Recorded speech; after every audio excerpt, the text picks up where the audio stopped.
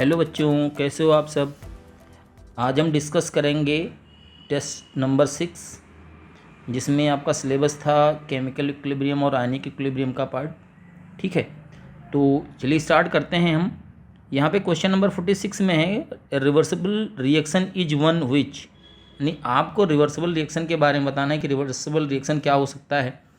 तो अगर हम बात करें तो ऑप्शन नंबर 1 की बात करें, प्रोसीड्स इन वन डायरेक्शन, ये गलत हो जाएगा। रिवर्सिबल रिएक्शन बोथ डायरेक्शन में होते हैं, ठीक है ना, बोथ डायरेक्शन में होंगे, यानी रिएक्शन फॉरवर्ड भी जाएगा और बैकवर्ड भी आएगा, ठीक है ना। ऐसे रिएक्शंस को क्या बोलते हैं, रिवर्सिबल रिएक्शन, ठीक है बेटा। नेक्स्ट क्वेश्चन की बात करें तो इसमें लिखा हुआ है a set that characterises the conjugate acid base pair.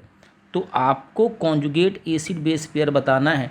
तो कॉन्जुगेट एसिड बेस पेयर में आपको देखना होता है डिफरेंस ऑफ वन प्रोटॉन, जहाँ पे आपको वन प्रोटॉन का डिफरेंस दिखे और सेम स्पीसीज़ के हों, ठीक है ना, तो वो हमारे क्या बनेंगे, कॉन्जुगेट एसिड बेस पेयर। तो अगर आप यहाँ पे देखो ना, HCl और एसिटिक एसिड, ये दो अलग अलग स्पीसीज बन रहे हैं, ठीक है। यहाँ पे भी देखो दो अलग अलग हो रहे हैं, यहाँ पे देखो दो अलग अलग चीज़ें हैं, यहाँ पे देखो, यहाँ पे आप देख लो, यहाँ पे देख लो, लेकिन यहाँ पे आप अगर ध्यान से देखोगे तो एक H+ का डिफरेंस मिल रहा है, ठीक है ना।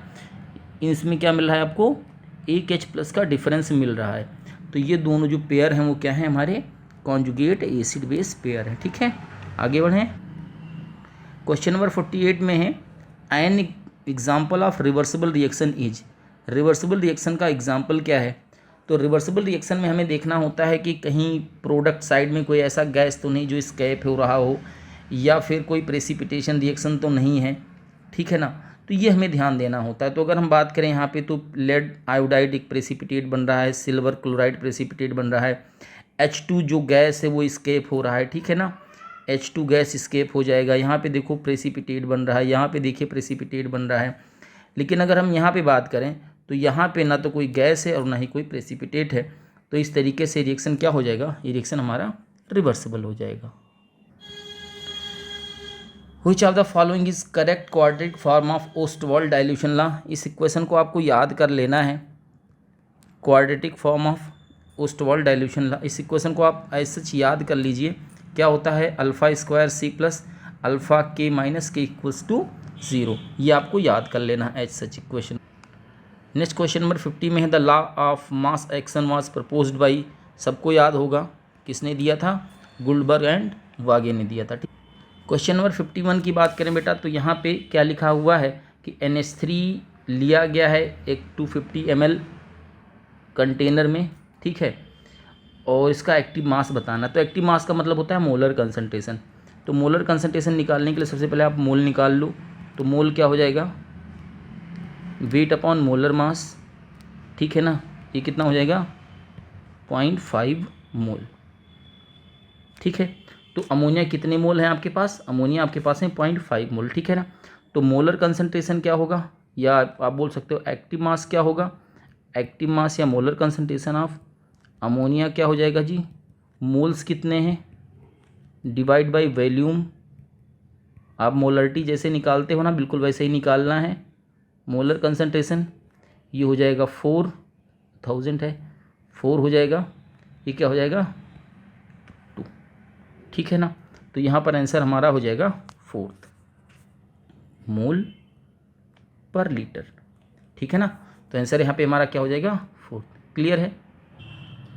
नेक्स्ट क्वेश्चन में बेटा कि 2A + 2B गिव्स C, और आपको इसके लिए इक्विलिब्रियम कांस्टेंट का एक्सप्रेशन लिखना है।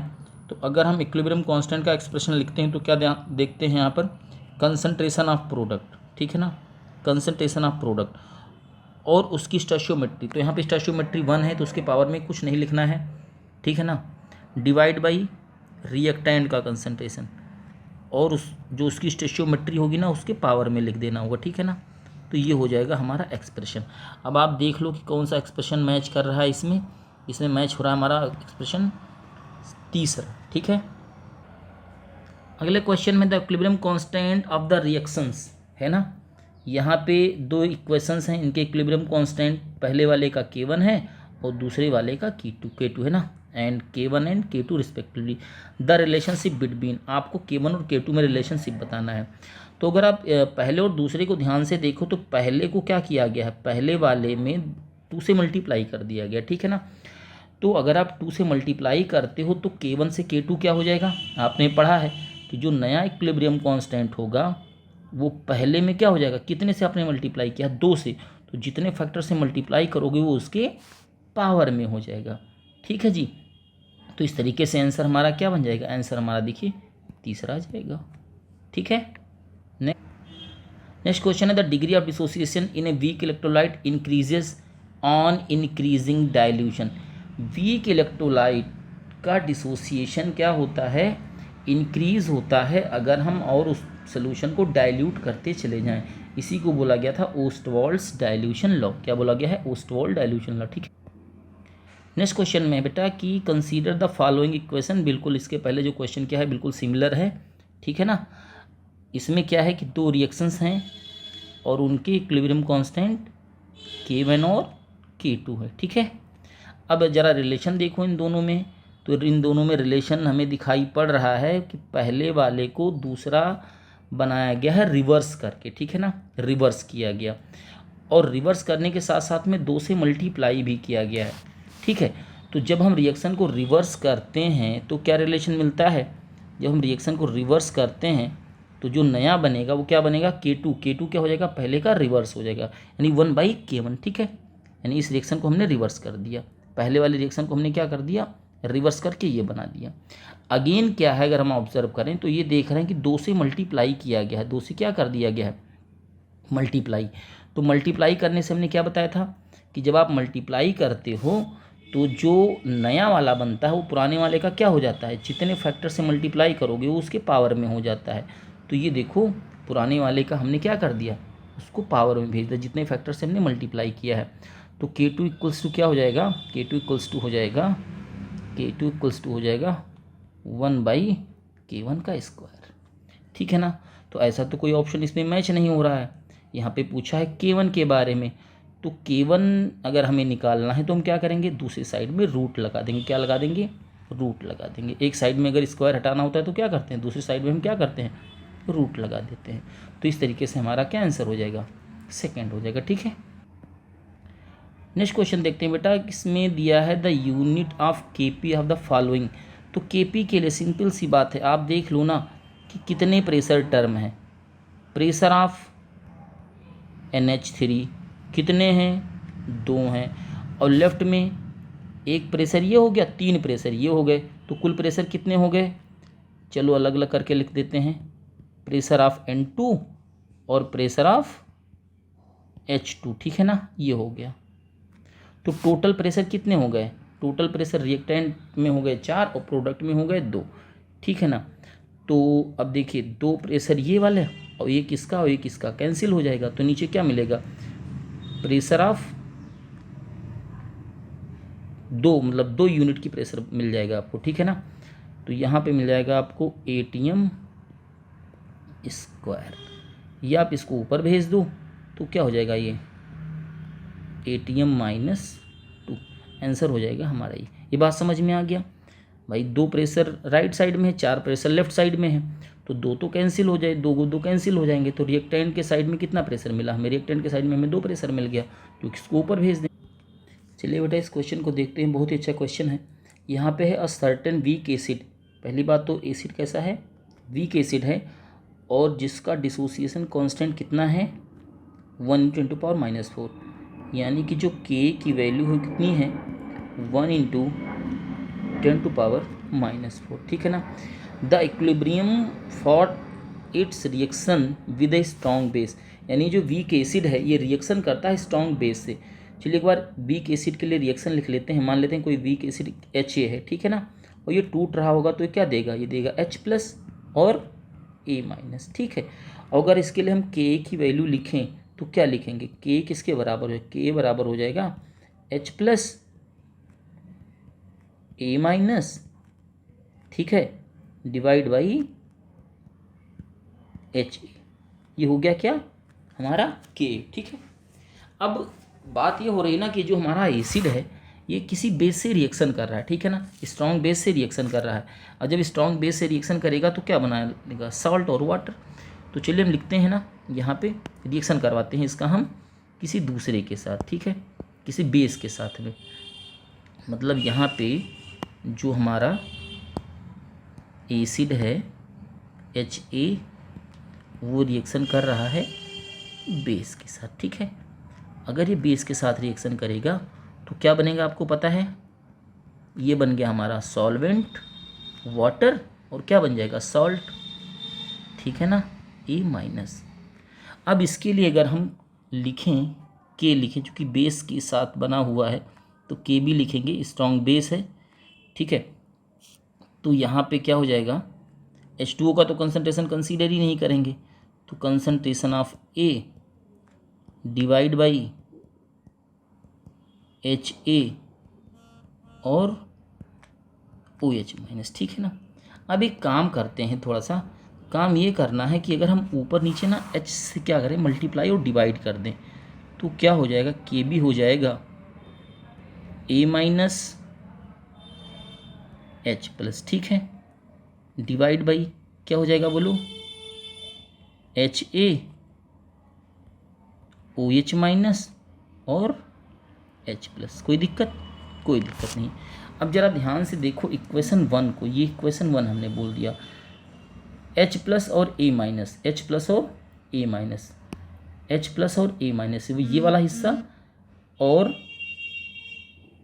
नीचे क्या है हमारे पास HA, ये वाला हिस्सा है ना, ये इतना क्या बन गया, ये इतना बन गया हमारा Ka, और नीचे क्या है OH और H, इसको हम क्या लिखते हैं, इसको हम लिखते हैं Kw, क्या लिखते हैं Kw, बस वैल्यू आप रख दो।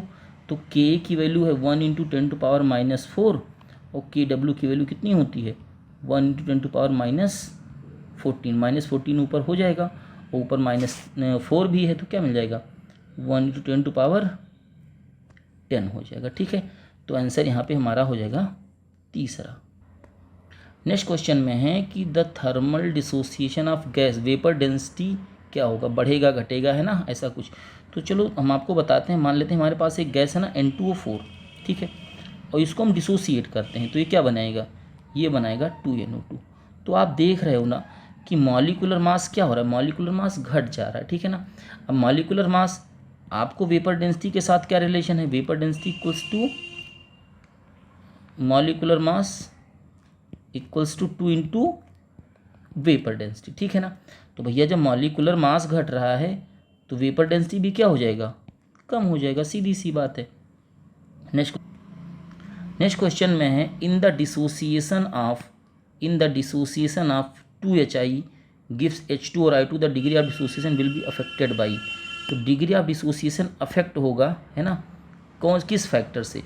तो अगर हम बात करें तो यहाँ पर N की वैल्यू डेल्टा Ng की वैल्यू क्या है, 0 है, मतलब मोल यानी गैस के प्रेशर से तो कोई इफेक्ट होने वाला नहीं है, वॉल्यूम से तो कोई इफेक्ट होने वाला नहीं है, तो केवल क्या बचा, केवल बचा है हमारे पास टेम्परेचर और इनर्ट गैस। और अगर डेल्टा Ng 0 है तो वहाँ पर इनर्ट गैस का भी कोई इफेक्ट नहीं होता है, तो एक ही चीज़ बचती, दैट इज़ टेम्परेचर, है ना। टेम्परेचर बढ़ाने से क्या होगा, बढ़ जाएगा डिसोसिएशन, ठीक है। नेक्स्ट क्वेश्चन की बात करें तो इसमें लिखा है dissociation constant of ammonium hydroxide in water, ठीक है ना, दिया है 1.8 × 10⁻⁵, then hydrolysis constant of ammonium chloride, ठीक है।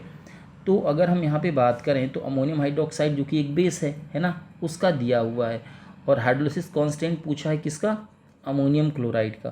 तो अगर हम अमोनियम क्लोराइड की बात करते हैं भाई, तो अमोनियम क्लोराइड क्या है, अमोनियम क्लोराइड जो है वो इस वीक बेस और स्ट्रॉन्ग एसिड से बना हुआ सॉल्ट है। तो इसके लिए अगर हम हाइड्रोलिसिस कांस्टेंट KH निकालते हैं तो KH इक्वल टू क्या हो जाएगा, KH इक्वल टू हो जाएगा KW/KB, ठीक है ना। और KW में पता है क्या होता है 1 × 10⁻14, और KB इसमें दिया हुआ है बेस के लिए, देखो ना KB दिया हुआ है, कितना है 1.8 × 10⁻⁵।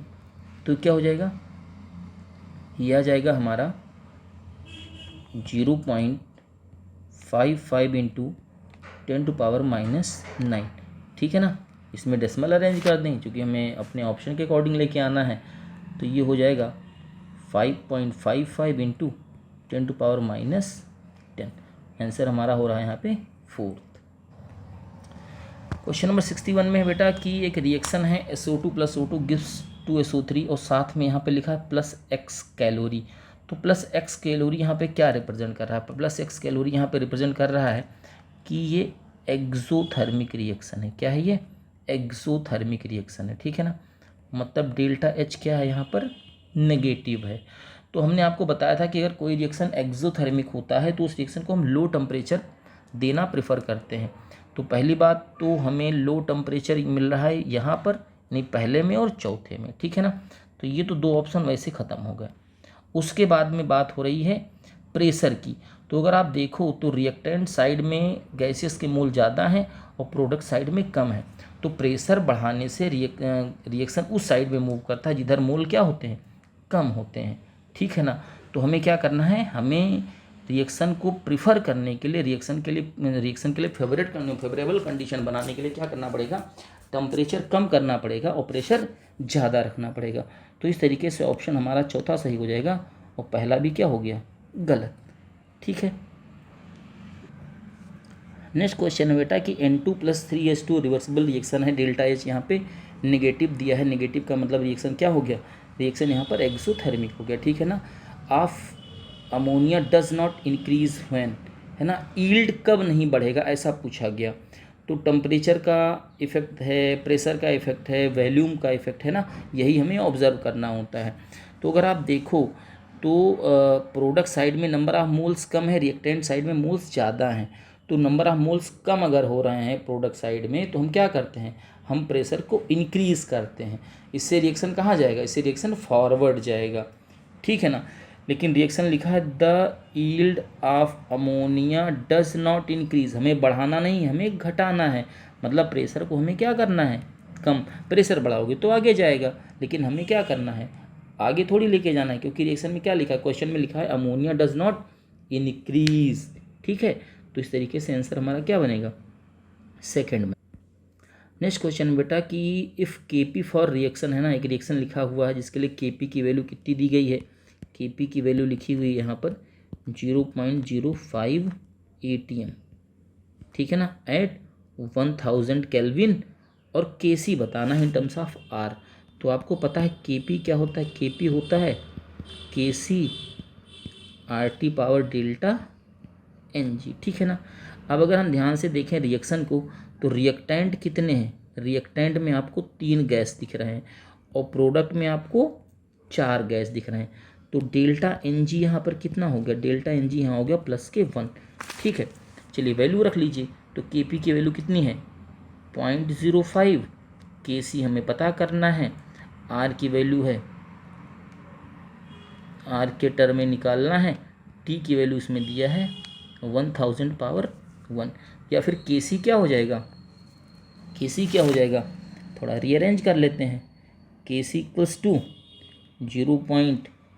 0.05 डिवाइड बाई R × 1000, ठीक है जी। 0.05 × 10⁻³ डिवाइड बाई R। या फिर क्या बन जाएगा? ये फिर से थोड़ा रीअरेंज कर लो पावर को, ये बन गया हमारा 5 × 10⁻⁵ डिवाइड बाई R। तो आंसर हो जाएगा यहाँ पर हमारा 4th, ठीक है। नेक्स्ट क्वेश्चन में the vapour density of undecompose N2O4 is 46 when heated vapour density decreases due to its dissociation. और आपको क्या बताना है? The percentage dissociation of N2O4, यानी डिग्री ऑफ डिसोसिएशन बताना है। तो हमारे पास एक फार्मूला था बेटा, alpha = capital D - small d n-1। Capital D क्या होता है? कैपिटल D होता है वेपर डेंसिटी बिफोर डिसोसिएशन, और स्मॉल d क्या होता है? After dissociation vapour density. n क्या होता है? जो रेशियो होता है प्रोडक्ट और रिएक्टेंट का, वो है ना, वो होता है स्मॉल n। तो बिफोर डिसोसिएशन है 46, आफ्टर डिसोसिएशन है 24.5, और n क्या होता है? Product by reactant. तो अगर हम इसके लिए लिखते हैं N2O4 तोड़ दिया जाए 2NO2, तो प्रोडक्ट के मोल 2 हैं, रिएक्टेंट के मोल 1 हैं, तो ये हो गया 2, तो 2 - 1। ठीक है, समझ में बात ना। अब ये हमारा हो जाएगा 21.5, ये हो गया 1, नीचे क्या मिल जाएगा हमें 24.5। ठीक है, ये हो गया। अब इसको अगर हम सॉल्व करें तो हमें मिल जाएगा 0.87, और चूँकि परसेंट में निकालना है तो 100 से मल्टीप्लाई कर देंगे, 87%। आंसर हो जाएगा हमारा 4। चलिए क्वेश्चन में है, यहाँ पे KW की वैल्यू गिवन है और आपको pH बताना है इसका।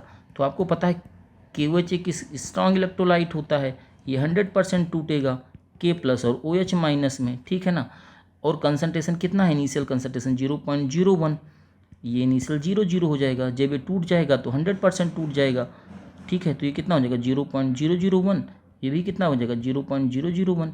इसको आप क्या लिख सकते हो, इसको लिख सकते हो 10⁻³ लिख सकते हो, ठीक है ना। तो यहाँ से आपको क्या मिला, यहाँ से एक्चुअली में आपको मिला है OH- का कंसंट्रेशन कितना 10⁻³ तो POH कितना हो जाएगा, POH हो जाएगा -log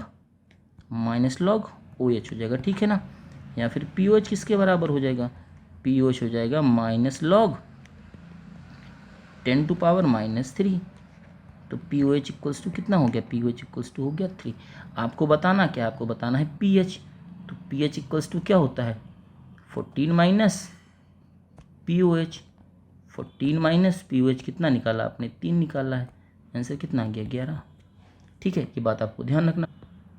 नेक्स्ट क्वेश्चन है, if concentration of N2H2 and NH3 are 1 2 3 है ना, N2H2 रिवर्सिबल है 2NH3, इनिशियल कितना लिया गया, इसका 1, इसका 2, इनिशियल कुछ है, ये इक्विलिब्रियम पर लिखा हुआ है ना, इनिशियल कुछ दिया हुआ है ना। If concentration of N2H2 and NH3 are, तीनों का कंसंट्रेशन दिया गया है यहाँ पे, तो N2 का है 1, H2 का है 2 और इसका दिया गया है 3, ठीक है। देयर कंसंट्रेशन एट इक्विलिब्रियम, तो अगर हम एट इक्विलिब्रियम की बात करें तो इसमें से कितना कम होगा भैया 1 - x, इसमें से कितना कम हो जाएगा, इसकी स्टोइचियोमेट्री कितनी होगी, इसकी स्टोइचियोमेट्री होती है 3, तो यहाँ से कम हो गया 3x, और इसमें कितना बन जाएगा 3 तो हमने ले रखा है, और प्लस बनेगा कितना 2x, ठीक है। तो हमारे लिए जो आंसर है वो हमारा बन जाएगा चौथा। नेक्स्ट क्वेश्चन है, Le Chatelier's principle is not applicable to, तो Le Chatelier's principle is not applicable to solid solid solid. आप देख रहे हो यहाँ पे कोई इक्विलिब्रियम नहीं आएगा, ठीक है ना। ली चैटरलेस प्रिंसिपल आपको एक्वस फेज में, गैसियस फेज में मिल जाएगा, ठीक है ना, फिजिकल चेंजेस में मिलेगा, केमिकल चेंजेस में मिलेगा, लेकिन सॉलिड से सॉलिड के चेंजेस में आपको ली चैटरलेस प्रिंसिपल आप अप्लाई नहीं कर पाओगे, ठीक है। इस क्वेश्चन को देखते हैं। इस क्वेश्चन में है कि N2 है आपके पास और 3H2 है, रिवर्सिबल कर दिया तो क्या बन जाएगा 2NH3, ठीक है। In a vessel after addition of equal number of moles of N2H2 equilibrium state is achieved, what will be following, which of following is correct. तो इक्वल वैल्यू मान लेते हैं, इसका हमने 1 ले लिया और इसका हमने 1 ले लिया, ठीक है ना। तो इक्विलिब्रियम कंडीशन में क्या होगा, अगर आप यहाँ पे स्टोइचियोमेट्री देखो तो H2 की स्टोइचियोमेट्री 3 है और N2 की 1 है, यानी H2 के 3 मोल खर्च होंगे तो N2 का 1 मोल खर्च होगा, ठीक है। लेकिन यहाँ पर हमने क्या कहा है, यहाँ पे हमने कहा है कि H2 और N2 के मोल बराबर हैं, यानी कि H2 का अगर 1 मोल खर्च होगा तो N2 के केवल 1/3 खर्च होंगे। कितना खर्च हो जाएगा 1/3 खर्च होगा, ठीक है ना। यानी कि अगर इक्विलिब्रियम अचीव हुआ है उस कंडीशन में H2 तो कंप्लीट खत्म हो जाएगा क्योंकि इसके 1 मोल हैं, लेकिन इसका केवल 1/3 खत्म होगा, यानी कि N2 के मोल बचे रह जाएंगे, ठीक है। तो इस तरीके से आंसर हमारा क्या बनेगा सेकेंड। नेक्स्ट क्वेश्चन है, if pressure is applied to equilibrium of solid liquid the melting point of solid will not change, may increase और decrease depending upon the nature, will always increase, will always decrease. यहाँ पे जो हमारा correct answer होगा वो होगा may increase और decrease depending upon the nature. हमने पढ़ा था आइस और वाटर का सिस्टम, ठीक है ना। तो आइस और वाटर के सिस्टम में क्या है, आइस और वाटर के सिस्टम में आप देखते हो ना कि आइस की डेंसिटी क्या होती है, वाटर से कम होती है, जबकि अदर में क्या होती है, आइस के अलावा कोई और भी सॉलिड है तो उसकी डेंसिटी लिक्विड से क्या होती है, ज़्यादा होती है, ठीक है ना। तो हमें ऑब्जर्व करना पड़ेगा कि हमारा जो सब्सटेंस है उसका नेचर क्या है, और जैसा सब्सटेंस का नेचर होगा उसी के अकॉर्डिंग हमारा मेल्टिंग पॉइंट डिसाइड हो पाएगा, ठीक है। तो आंसर यहाँ पे हमारा बनेगा। नेक्स्ट क्वेश्चन है बच्चा कि इसमें दिया हुआ है 4 ऑक्साइड AO BO CO और DO। पूछा है which oxide is most stable, ठीक है ना। तो आप एक बात ये बताओ कि जो स्टेबल ऑक्साइड होगा वो डिसोसिएट तो कम होगा, और जब डिसोसिएट कम होगा तो उसका जो इक्विलिब्रियम कांस्टेंट की वैल्यू है वो क्या होगी, कम होगी। तो आप देख लो कि इन चारों में से किसका जो के इक्विलिब्रियम है वो कम है, तो सबसे कम तो वैल्यू पहले की है 10⁵ है, बाकी सारे तो बहुत ज़्यादा हैं। तो यहाँ पे आंसर क्या हो जाएगा, पहला हो जाएगा, ठीक है ना। यहाँ पे आंसर क्या हो जाएगा, फर्स्ट हो जाएगा। The pH of 10⁻10 MnOH solution is nearest to. हमने बताया था कि 10⁻10 जो है ये बहुत ही ज़्यादा वीक है, वीकेस्ट हो गया ये, है ना। ये तीसरा वाला केस आपको याद होगा, तो वीकेस्ट हो गया। अब इस केस में हम चाहे एसिड हो चाहे बेस हो, है ना, 10⁻8 से अगर कम हो गया कंसंट्रेशन तो उसके स्ट्रेंथ को क्या करते हैं, कैंसिल कर दें, नेगलेक्ट कर देते हैं, केवल वाटर के H और OH को कंसीडर करते हैं। तो यहाँ पे जो pH आएगा वो कितना होगा, ऑलमोस्ट 7 आएगा, ठीक है।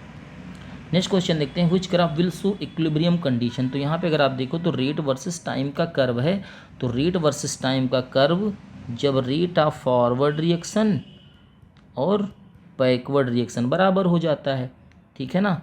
जब फॉरवर्ड रिएक्शन का रेट ऑफ फॉरवर्ड और रेट ऑफ बैकवर्ड बराबर हो जाता है तब हम क्या बोलते हैं कि भैया इक्विलिब्रियम आ गया।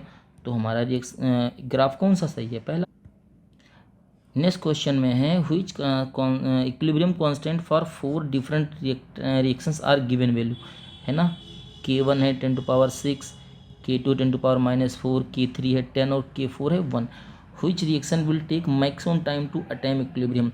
अब आप एक बात बताओ कि जिसका K की वैल्यू ज़्यादा होगा वो बहुत जल्दी से फॉरवर्ड की तरफ मूव करेगा, फॉरवर्ड डायरेक्शन की तरफ मूव करेगा, और जिसका K की वैल्यू कम होगा वो ज़्यादा फॉरवर्ड डायरेक्शन में जाने की कोशिश नहीं करेगा। तो कौन ज़्यादा टाइम लेगा, जो धीरे मूव करेगा फॉरवर्ड डायरेक्शन में, यानी जिसका K की वैल्यू कम है वो फॉरवर्ड जाने की कोशिश कम करेगा, ठीक है ना। और जब फॉरवर्ड जाने की कोशिश कम करेगा तो टाइम ज़्यादा लेगा। तो यहाँ पर आंसर हमारा क्या हो जाएगा, सेकंड हो जाएगा, ठीक। क्वेश्चन में the concentration of OH ion in neutral solution. तो न्यूट्रल सोल्यूशन है, टेम्परेचर मेंशन है नहीं, तो हम न्यूट्रल सोल्यूशन रूम टेम्परेचर पे मान लेंगे, ठीक है ना। तो उस समय ये आयन का कंसंट्रेशन OH आयन के कंसंट्रेशन के बराबर होता है। आपने पढ़ रखा है कि ये आयन और OH आयन कंसंट्रेशन कितना होता है, 1 × 10⁻⁵, ठीक है। नेक्स्ट क्वेश्चन में है एक रिएक्शन लिखा हुआ है, इसके लिए आपको Kp/Kc बताना है। तो आपको पता है Kp इक्वल्स टू क्या होता है, Kc × RT का पावर डेल्टा Ng। अगर हम डेल्टा Ng की बात करें तो रिएक्टेंट हमारे पास 2 गैसियस है, प्रोडक्ट में 1 है, तो ये क्या हो जाएगा -1। तो Kp/Kc इक्वल्स टू RT -1, या इसको कैसे लिख सकते हो आप, इसको लिख सकते हो Kp/Kc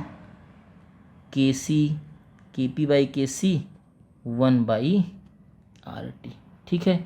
तो Kp/Kc किसके बराबर हो जाएगा, 1/RT, आंसर फर्स्ट हो जाएगा।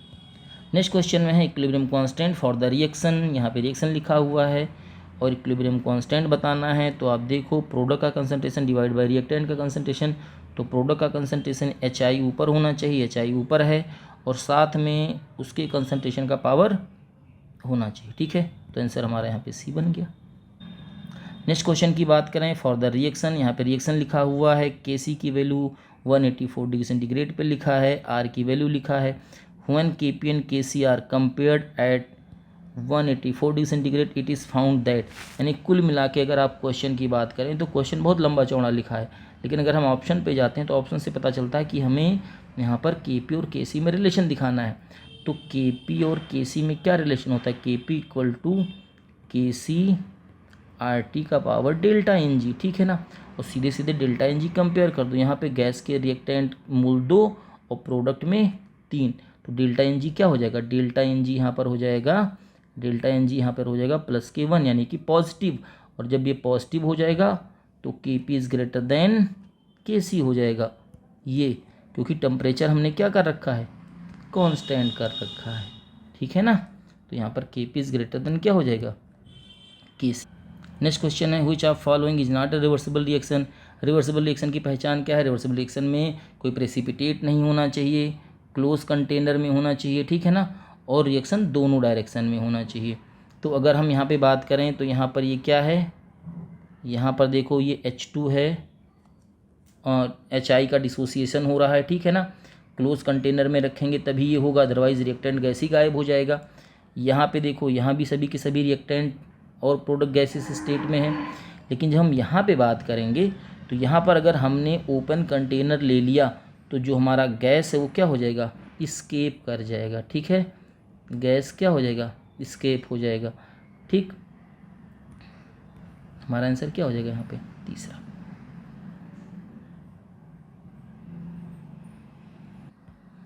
नेक्स्ट क्वेश्चन की बात करें 79, तो यहाँ पर H2 और I2 के रिएक्शन की बात हो रही। H2 लिया गया है और I2 लिया गया है, रिवर्सिबल रिएक्शन है, आपको पता है 2HI बनेगा।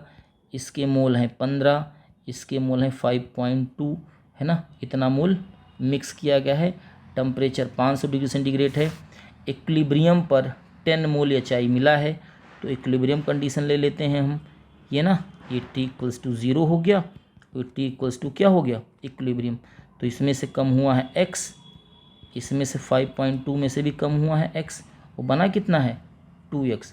और क्वेश्चन में दिया गया है कि जो 2X है वो क्या है, वो है 10 मोल्स, तो X = कितना आ गया 5 मोल, ठीक है। तो अब हम X की वैल्यू रख लेते हैं, तो 15 - 5 कितने हो जाएंगे 10, ये क्या हो जाएगा 5.2 - 5 कितना हो जाएगा 0.2, और ये कितने हैं 10। तो इक्विलिब्रियम कंडीशन पे हमें सभी के कंसंट्रेशन पता चल गए, ठीक है। अब हम इसको कर लेते हैं सॉल्व। क्या हो जाएगा जी, क्या हो जाएगा प्रोडक्ट का कंसंट्रेशन 10 × 10, है ना, डिवाइड बाई रिएक्टेंट का कंसंट्रेशन, ठीक है ना, 10 कैंसिल हो जाएगा, ये हो जाएगा 100, ये हो गया 50। तो यहाँ पे के की वैल्यू क्या आ जाएगी 50। नेक्स्ट क्वेश्चन 18 में बात करते हैं partial pressure of O2 in the reaction. तो अगर हम बात करें तो यहाँ पे देखो भाई साहब, ये सॉलिड है, ये सॉलिड है, सॉलिड सॉलिड का ख़त्म हो गया, तो Kp क्या बचेगा, Kp बचेगा केवल प्रोडक्ट साइड का प्रेशर, यानी पार्शियल प्रेशर ऑफ O2। तो पार्शियल प्रेशर O2 किसके बराबर हो जाएगा, Kp के बराबर हो जाएगा, ठीक है। The compound that is not a Lewis acid. Lewis acid वो होते हैं जो इलेक्ट्रॉन पेयर एक्सेप्ट करते हैं और जिनके पास क्या होते हैं, इलेक्ट्रॉन डिफिशियंसी होती है। तो BCl3, AlCl3, SnCl3 ये सब इलेक्ट्रॉन डिफिशियंट हैं, और BaCl2 क्या है, वो आयनिक है, ठीक है। तो हमारा लुईस एसिड। नेक्स्ट क्वेश्चन की बात करें तो यहाँ पे the following equilibrium exist in aqueous solution, है ना, एक रिएक्शन लिखा हुआ, इसमें कहा है इफ़ HCl इज एडेड। तो अगर आप देखो यहाँ पे तो एसिटिक एसिड क्या है, एसिटिक एसिड CH3COOH जो कि डिसोसिएट हो रहा है H+ और एसीटेट आयन में, ठीक है ना, वो है क्या, वो एक वीक एसिड है। और हमने इसमें क्या मिला दिया, हमने मिला दिया HCl। अब जब HCl मिला देंगे ये क्या होता है, ये होता है स्ट्रॉन्ग इलेक्ट्रोलाइट। तो अब ओवरऑल क्या हो जाएगा, HCl के मिलाने से H आयन का कंसंट्रेशन बढ़ेगा, और ली चार्टिलस के अकॉर्डिंग अगर प्रोडक्ट में कंसंट्रेशन बढ़ाते हैं तो रिएक्शन बैकवर्ड मूव करेगा। अब रिएक्शन बैकवर्ड मूव करेगा तो मतलब क्या हो जाएगा, एसीटेट आयन का कंसंट्रेशन भी कम हो जाएगा, ठीक है। तो यहाँ पे आंसर हो जाएगा हमारा चौथा। Next question, which one of the following oxide is most stable. अब इसमें पूछा मोस्ट स्टेबल ऑक्साइड, तो भैया जो मोस्ट स्टेबल होगा वो फॉरवर्ड क्यों जाना चाहेगा, मतलब जो फॉरवर्ड जाना चाहेगा उसका के की वैल्यू ज़्यादा होगी। तो आप ये देखो कि इनमें से के की वैल्यू किसकी कम है, तो चौथे में देखेंगे तो के की वैल्यू कम है, क्योंकि फॉरवर्ड जाना नहीं चाहता। क्यों नहीं जाना चाहता, क्योंकि स्टेबल है, ठीक है। तो आंसर हो जाएगा चौथा। According to Lewis concept, a base is a substance which can donate a pair of electron, है ना। क्वेश्चन नंबर 85 में लिखा हुआ है कि आपको इसके लिए एक्सप्रेशन लिखना है, तो के क्या हो जाएगा, के हो जाएगा C का कंसंट्रेशन डिवाइड बाई A का क्यूब और B का स्क्वायर। आप देख लो कौन सा आंसर है इसमें, A का क्यूब B का स्क्वायर, ठीक। नेक्स्ट क्वेश्चन में है बेटा the conjugate acid of NH2। हमने आपको एक तरीका बताया था, देखो इसमें बड़ा कन्फ्यूजन होता है। आपसे एसिड पूछा गया है ना, मतलब ये क्या है, ये है बेस। जब आपको एसिड पूछा गया तो यह है क्या, बेस। और बेस में क्या देना होता है, बेस में देना होता है, बेस से एसिड बनाना होता है अगर आपको, तो आप H+ दे दो, NH3 बन गया। ये हो गया कॉन्जुगेट एसिड, ठीक है ना। अगर इसका कॉन्जुगेट एसिड है और आपसे बेस पूछे तो H निकाल दो, तो आंसर क्या हो जाएगा 86। क्वेश्चन नंबर 87 की बात करते हैं। तो यहाँ पे मोनोप्रोटिक एसिड है जिसका कंसंट्रेशन 1 मोलर है और डिसोसिएशन इसका 0.001% है। डिसोसिएशन कांस्टेंट बताना है, तो आपको याद होगा हमने निकाला था ओस्टवाल्ड डाइल्यूशन लॉ। तो ओस्टवाल्ड डाइल्यूशन लॉ जब हमने निकाला था तो एक हमने जंक्शन लिया था और जंक्शन के बाद में हमें एक इक्वेशन मिला था C∝², ठीक है ना। आपको के ये बताना है, C कितना दिया है 1, अल्फ़ा कितना है 0.001% में, ये हो जाएगा आपका, ठीक है, इसका स्क्वायर।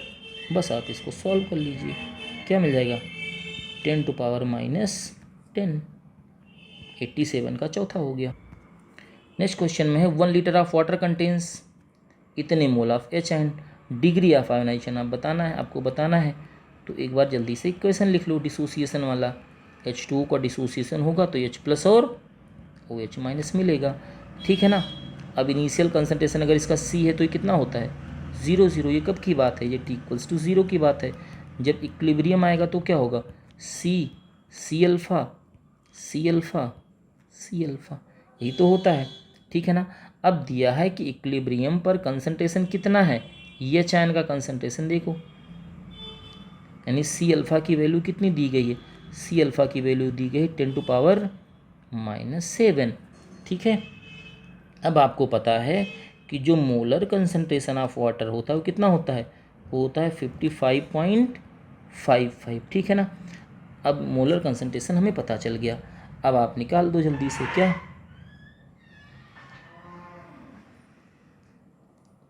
के की वैल्यू निकाल दो, ठीक है भैया। तो मोलर कंसंट्रेशन हो गया। अब आप देख लो कि ये जो वैल्यू है ना वो किसकी है, कंसंट्रेशन की, और आपको बताना है अल्फ़ा, ठीक है। तो अल्फ़ा इक्वल्स टू क्या हो जाएगा 10⁻⁻7 डिवाइड बाई 55.55। अल्फ़ा की वैल्यू हो जाएगी हमारी कितनी 1.8 इंटू 10⁻⁻7, उसको परसेंट में हमने कन्वर्ट कर लिया, ठीक है। अगर आप इसको एक्चुअल में सॉल्व करोगे तो कितना आ जाएगा 18 इंटू 10⁻10 हो जाएगा, ठीक है ना। चलिए नेक्स्ट बढ़ते हैं। नेक्स्ट क्वेश्चन में है how many times has solution pH = 2 higher acidity than solution pH 6। तो जब भी आपको कंपैरिजन करना होता है तो आप pH से कंपैरिजन नहीं करते हो, आप कंपैरिजन करते हो ये आयन से। तो pH = 2 का मतलब हो गया ये आयन की वैल्यू 10⁻⁻2 और pH = 6 का मतलब हो गया ये आयन की वैल्यू कितनी हो जाएगी 10⁻⁻6। इसको H1 बोल देते हैं, इसको H2 बोल देते हैं, ठीक है, क्योंकि हमें कंपेयर करना है। तो यहाँ पर H+1 divide by H+2, H+1 की वैल्यू कितनी है 10⁻⁻2 और इसकी वैल्यू कितनी है 10⁻6, ये कितना हो जाएगा 10⁻4, है ना, मतलब ये, ठीक है ना। तो आंसर क्या हो जाएगा हमारा फर्स्ट हो जाएगा, ठीक है। लास्ट क्वेश्चन है equilibrium constant for the reaction, है ना, इज करेक्टली गिवन बाई। बहुत सारे क्वेश्चंस थे इसी तरीके से। आपको इक्विलिब्रियम कांस्टेंट बताना तो NO का पावर 2 देखना, NOCl का पावर 2 देखना है, NOCl का पावर 2 देखना, ये देखो पहले में मिल गया हमें, ठीक है, और नीचे NO का पावर और Cl2, ठीक है। तो आंसर हो जाएगा 90 का फर्स्ट। आई होप आपको समझ में आया होगा, आपका पेपर बहुत अच्छा हुआ होगा। Thank you, all the best.